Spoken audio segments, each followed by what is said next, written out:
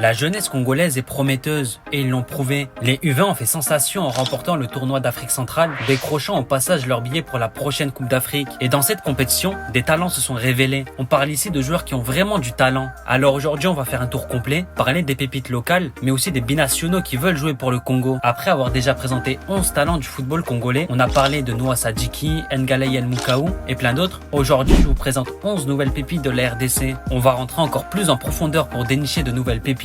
Croyez-moi, ces joueurs-là ont clairement le potentiel pour s'imposer sur le continent africain.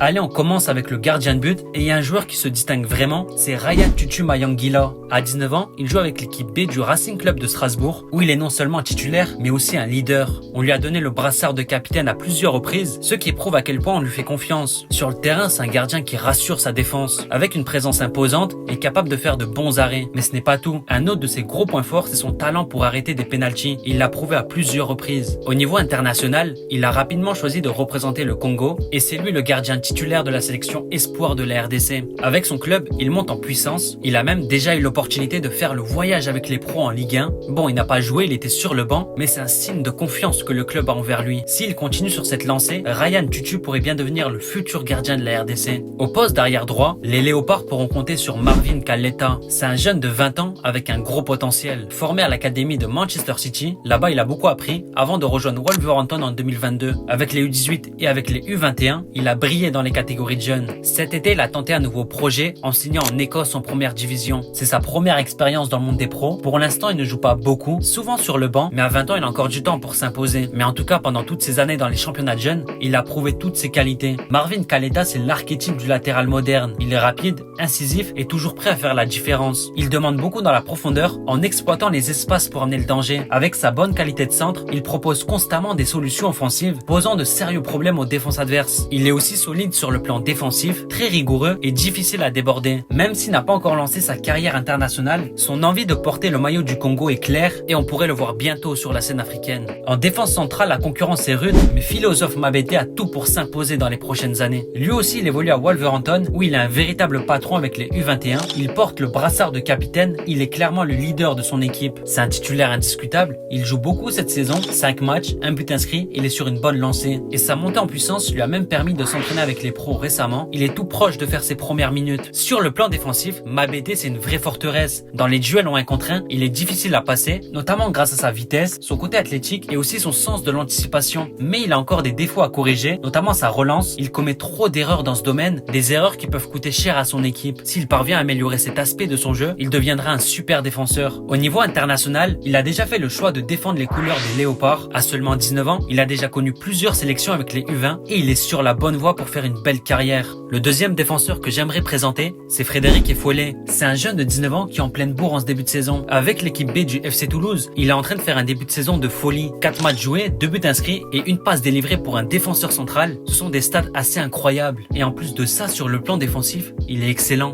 Il a toutes les caractéristiques d'un défenseur moderne, que ce soit dans les duels ou même l'anticipation. Il est précieux pour assurer la solidité défensive de son équipe. Avec des performances comme celle-ci, on le verra sûrement en Ligue 1 prochainement. Il rayonne sur le plan national avec son club, mais aussi à l'échelle internationale. Il est lui aussi avec l'équipe U20 des Léopards. Avec sa forme actuelle, il est sur la bonne voie pour devenir un joueur important pour la RDC. Au poste d'arrière gauche, un jeune franco-congolais qui pourrait renforcer la sélection, c'est Georgi Makengo. À 23 ans, il évolue en Bundesliga avec Fribourg, mais cette saison c'est un peu compliqué pour lui, avec seulement 4% des minutes jouées. Il est souvent sur le banc. La saison passée, en revanche, ça a été son année de la révélation. Il a connu ses premières minutes en pro et il s'est imposé comme un titulaire. Il a même connu la Coupe d'Europe avec 5 matchs de Ligue Europa. Il a été performant en délivrant une passe décisive. Makengo, c'est un arrière-gauche qui impose sa présence sur le terrain. Avec ses 1m91, il est dominant dans les duels, dynamique et beaucoup d'activité. Il est loin de se contenter d'un rôle défensif. Il aime apporter sur le plan offensif pour amener du danger. Il a aussi une bonne qualité technique, capable de ressortir proprement le ballon sous la pression et aussi délivrer des centres dangereux. En fait, c'est un latéral qui sait tout faire. Il est aussi performant en défense qu'en attaque. Malgré qu'il soit né en France, il est prêt à défendre les couleurs de la RDC. En plus, à ce poste, il y a Arthur Masuaku en sélection, il commence à être vieux et faut penser à la succession. Et Georgie Makengo pourrait bien prendre le relais dans les prochaines années. Au poste de sentinelle, Noah Mawete pourrait bien s'imposer avec la RDC. Pendant 2 ans au Standard de Liège, il a prouvé qu'il était un joueur talentueux, en étant un joueur prépondérant. Ancien capitaine et véritable leader de l'équipe B en 2e division belge, il était l'un des piliers de son équipe. Son âme de leader se ressent aussi sur le terrain, car déjà défensivement c'est un joueur agressif qui se bat à chaque duel et également une bonne capacité à récupérer des ballons. Et avec le ballon justement, il n'est pas non plus délaissé de talent. C'est un joueur capable de sortir sous la pression avec élégance et aussi de faire avancer le jeu avec des passes tranchantes et oser vers l'avant. Après 2 bonnes saisons à Liège et plus de 50 matchs joués, il a décidé de partir en prêt à Lierse pour continuer son développement. Malheureusement, ce prêt ne se passe pas comme prévu parce qu'il n'a même pas joué une seule minute en championnat. Mais malgré tout, son aventure avec le Standard est loin d'être terminée. Le club a toujours confiance en lui et l'a sous contrat jusqu'en 2026. Sa carrière internationale a déjà de l'allure à seulement 19 ans. Il a d'abord connu des sélections avec les jeunes de la Belgique, notamment les U15, les U17,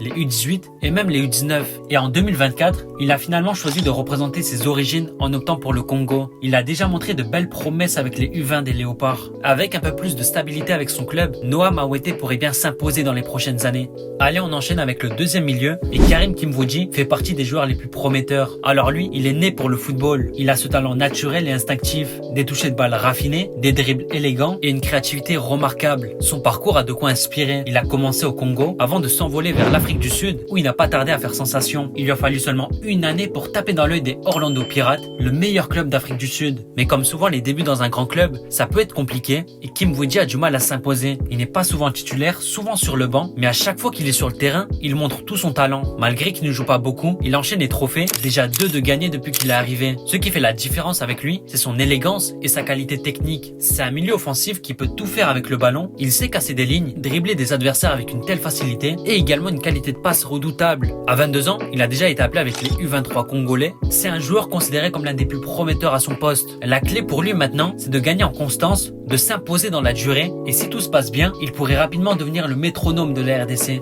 Un troisième joueur au milieu de terrain qui va bientôt faire parler de lui, ça c'est certain, c'est Messi Manitou. Il porte bien son nom car comme Lionel Messi, Manitou est un joueur offensif capable de jouer en tant que numéro 10 et aussi en tant qu'ailier. C'est un gaucher avec un petit gabarit qui est doué techniquement, il est capable de jouer entre les lignes, de délivrer des passes dangereuses et de provoquer les défenseurs. Messi Manitou, c'est un pur produit du football congolais. Il est passé par la JST, un club situé à Kinshasa, avant d'arriver à Amiens en janvier 2024. Initialement, il était prévu pour jouer avec les U19, mais ses bonnes performances lui ont permis d'intégrer l'équipe pro en seulement quelques mois. Il a signé son contrat et il a même fait ses débuts en Ligue 2 contre le FC Lorient. Il a été intéressant, mais malheureusement, une blessure l'a éloigné des terrains pendant plusieurs mois. En plus de ça, Manitou fait déjà partie des U20 des Léopards, où il commence à se faire remarquer. Tout laisse à penser qu'il pourrait devenir le successeur de Gaël Kakuta en sélection. Si tout se passe bien, il pourrait écrire de belles pages pour le futur du Congo. Allez, on enchaîne avec un troisième talent local, cette fois-ci au poste d'ailier gauche, c'est Ibrahim Matobo. Alors lui, c'est un crack générationnel. Il a 18 ans et c'est l'une des plus grosses pépites de la RDC, sans contestation possible. Actuellement aux Aigles du Congo, il est le genre de joueur, dès qu'il touche le ballon, on sent sa magie. Avec son 1m73, Matobo est agile et tonique, capable d'exploser sur les premiers mètres et de laisser son défenseur sur place grâce à son coup de rein qui est dévastateur.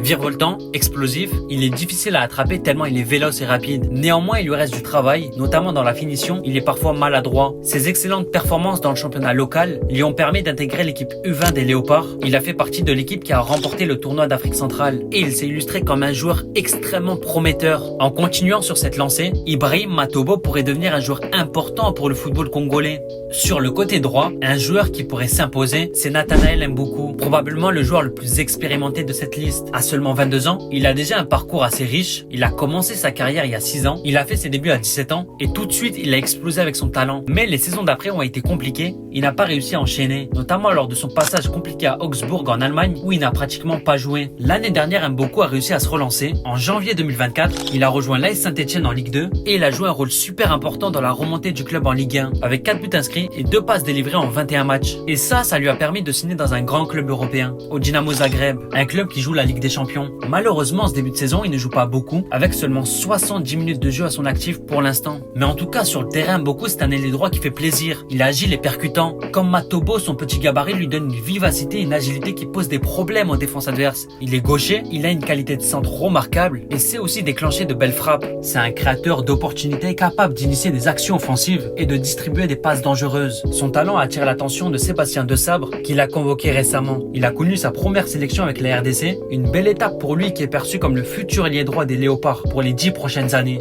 Et pour terminer avec cette liste, je vous présente un buteur, c'est Tony Talassi. Alors lui, c'est une véritable pépite du football congolais. Talassi, c'est un pur finisseur, le genre d'attaquant qui finit l'action dès qu'il a une occasion. Avec son flair, c'est un renard des surfaces. S'il y a un ballon qui traîne, il est là pour l'exploiter. Il l'a prouvé lors du tournoi Unifac, où il a été un joueur majeur du succès des U20, en terminant meilleur buteur de la compétition. Pour l'instant, Tony Talassi évolue encore au pays, mais son potentiel pourrait attirer rapidement l'attention des clubs européens. Et avec ce qu'il a montré sous le maillot des espoirs, il ne serait pas surprenant qu'il devienne le futur attaquant de la RDC, un talent à surveiller de près. Voilà donc 11 nouveaux joueurs qui pourraient faire briller le football congolais. Et qu'ils jouent encore au pays ou qu'ils aient déjà pris la route de l'international, ils sont tous animés par la même ambition, représenter fièrement la RDC. Avec cette génération montante, les Léopards ont de quoi envisager un avenir brillant. Avec des talents capables de se faire un nom sur la scène africaine, il est temps de remporter un nouveau trophée. Le chemin est encore long, il y a du travail à faire, mais ces jeunes joueurs sont prêts à relever le défi pour faire progresser le football congolais.